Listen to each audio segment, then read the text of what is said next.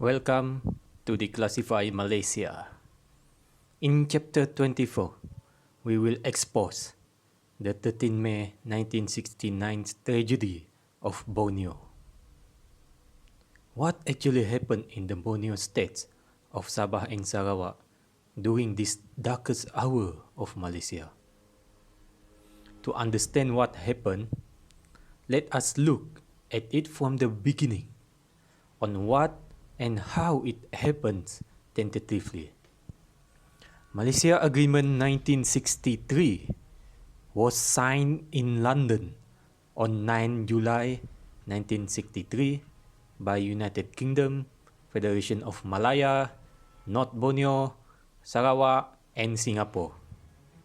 Subsequently, on 16 September 1963, the Federation of Malaysia was formed between Malaya, Singapore, Sabah and Sarawak based on this agreement. Then, Singapore separated from Malaysia in 1965. Suddenly, this is not a coincidence, a few months later, in 1966, the federal government enacted two new acts in Parliament, namely the Continental Shelf Act 1966 CSA and Petroleum Mining Act 1966 PMA. After these two acts was passed in Parliament, the federal government immediately want to extend it to the Borneo states of Sabah and Sarawak. Unfortunately, these acts were unable to be extended to the Borneo states. This is due to Section 2 of the CSA itself, which expressed that CSA Continental Shelf Act shall not affect the territory of the states or limits of the territorial waters of the states. Actually, in compliance with Section 2 of CSA, the Borneo states of Sabah and Sarawak already has their own law in owning and governing their own continental shelf. Under Sarawak, Alteration of Boundaries Order in Council 1954 and North Borneo Alteration of Boundaries Order in Council 1954. Therefore, CSA cannot be extended to the limits of territorial waters of the Borneo states. In Sarawak, even before the formation of Malaysia, Oil Mining Ordinance 1958, OMO, has been enacted to govern the exploration and mining of oil and gas throughout the state.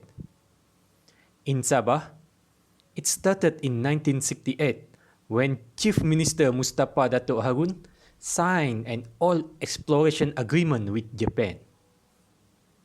Although the passing of CSA and PMA failed to take over Borneo State's continental shelf, the federal government were relentless and they devised various constitutional and political methods to take over the rich resource of the Borneo State continental shelf.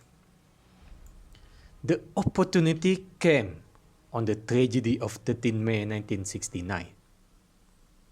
The 13 May 1969 tragedy broke out in Kuala Lumpur, in Malaya. It must be noted here, the racial violence was happened in Malaya. It happened only in Malaya, not in Sabah and Sarawak. The state of emergency was officially promulgated on 15 May 1969 under Emergency Essential Power Ordinance 1969 number 1, EO number 1, on which various orders cited as the Emergency Essential Powers Ordinance 1969 EO was promulgated under Article 150 Clause 2 of the Federal Constitution. which read that a proclamation of emergency may be issued if the young di-Pertuan Agong is satisfied that there is imminent danger, as what happened in 13 May 1969. Prior to the state of emergency, Parliament was already dissolved on 20 March 1969. The election to the new Dewan Rakyat and the Legislative Assembly to any state in Malaysia have not been completed when the tragedy of 13 May 1969 happened. By virtue of Section 7 of EO number 1, Emergency Ordinance number 1, the election was suspended until such date as the young di-Pertuan Agong may determine. In addition, under the direction under Article 150 Clause 4 of the Federal Constitution, the Legislative Assembly or the Council Negeri of any state was suspended as well. After that, EO number 2 was promulgated on 17 May 1969 and come into force on 16 May 1969, which, under Section 2 of EO number 2, the executive authority of Malaysia, being referred in Article 39 of the Federal Constitution, all powers and authorities conferred on the young di-Pertuan Agong has been delegated to Director of Operation. The Director of Operation being appointed was Deputy Prime Minister Tun Abdul Razak. Under Section 2 of EO number 2, Director of Operation Tun Abdul Razak shall act in accordance with the advice of Prime Minister. And then under Section 3 of EO number 2, Director of Operation will head the National Operation Council, NOC, and under his absolute discretion, Director of Operation Tun Abdul Razak may appoint anybody in the National Operation Council, NOC. At this point of time, the most powerful person in Malaysia is this Director of Operation, Tun Abdul Razak. He is more powerful than the Prime Minister Tunku Abdul Rahman. After that, EO number 6 was promulgated and enforced on 27 June 1969, which allowed the Director of Operation, Tun Abdul Razak, to extend any law or subsidiary legislation without the approval of Parliament. The darkest hour of the Borneo state, as a consequence of 13 May 1969 tragedy, happened on 10 August 1969, when EO number 7, Emergency Ordinance number 7, came into force, on which the continental shelf of the Borneo state was reduced from 350 nautical miles to a mere 3 nautical miles. The rest of the continental shelf was taken, rampas lah, by the federal government. After that, on 8 November 1969, only by virtue of EO number 7, CSA and PMA can be extended to Sabah in Sarawak. The person who are responsible for the takeover of the continental shelf is Director of Operation, Tun Abdul Razak, because he has all the power to himself during the emergency in 1969 as a Director of Operation.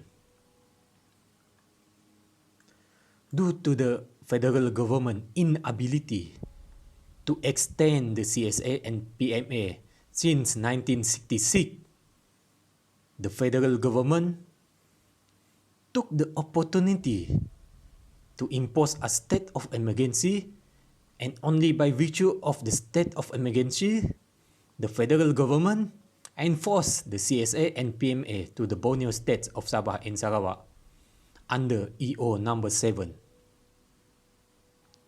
This reduced the continental shelf of Borneo state of Sabah and Sarawak from 350 miles to just 3 nautical miles. It is only by the virtue of this EO number 7 that the federal government gazette and enforced the CSA and PMA on Sabah and Sarawak. Again, it must be noted here that the racial violence of 13 May 1969 was only confined in Malaya. But somehow, the Borneo states of Sabah and Sarawak was placed under emergency too. This led to the suspicion that federal leaders use emergency as an excuse to take over the natural resource of Borneo. The May 13 racial violence not only dramatically changed Malaya, but also the beginning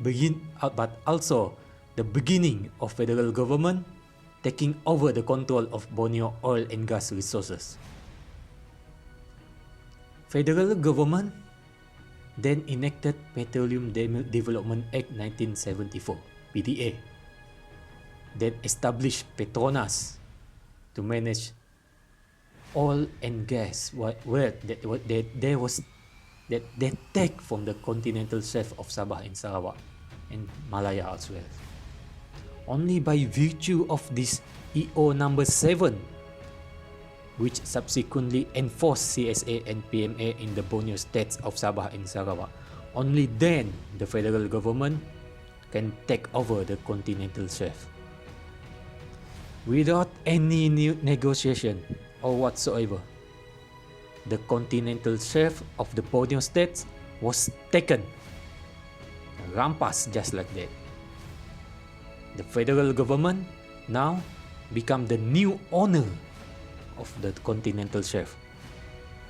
As the new owner, after the take, they rampas the continental shelf from the Borneo states of Sabah and Sarawak by using EO number 7. Now the federal government can do anything. They can do anything they want on the continental shelf because of EO number 7. They don't need any permission or consent from the Borneo state of Sabah and Sarawak to trespass, explore, mining, fishing, or whatever activities they want to do on it. For the purpose of blinding the people of Sabah and Sarawak from knowing this information on EO number 7, on the exact constitutional mechanism on how the federal government take over the continental shelf, the federal government, they create petroleum agreement to fool the people. This petroleum agreement actually serve no purpose on the ability of the federal government to take over the continental shelf and oil and gas in it. The federal government already take over the continental shelf through EO number 7. The federal government doesn't need petroleum agreement to take over the continental shelf. They already take it using EO number 7.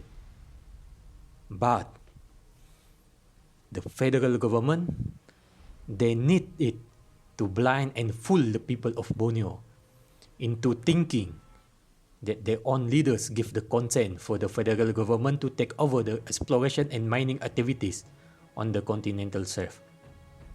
They created petroleum agreement not just to fool the people into thinking their own leaders give away the rights on the continental shelf. The federal government also tried to hide the fact that they have become the new owner of the continental shelf. Through Petroleum Agreement and PDA 1974, the federal government want to mislead the people into thinking that the issue is on the rights of exploration and mining. They don't want to expose the real contentious issue of ownership on the continental shelf. The federal government, they want to conceal and hide the fact that the ownership of the continental shelf has been taken by them through EO number 7, This is the objective of Petroleum Agreement and PDA. Just as a guise to blind and fool the stupid people out there that doesn't read about all this constitutional mechanism, especially on EO number 7. As we can see today, a lot of people has been misled into thinking and talking about the rights of exploration, mining, fishing, sales tax, rental, and whatsoever. Nobody are talking about the real contentious issue of ownership. Why ownership is important? It's simple. As the owner, you can do anything on the continental shelf. You can do limitless anything. If you are not the owner, you cannot do anything. You cannot explore, you cannot do any mining activities, you cannot even set foot into the continental shelf without any permission. So, first, you need to settle the issue of ownership before you are talking about any activities or financial arrangement on the continental shelf and oil and gas within it.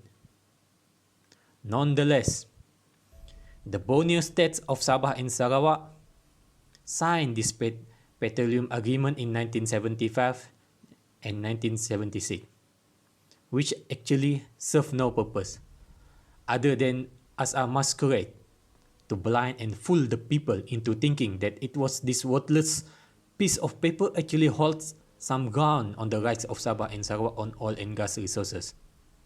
Afterwards, until today, the leaders and the people of Sabah and Sarawak has been talking about this worthless piece of paper, being fooled by the federal government, instead of talking about the real contentious and legal issue of ownership.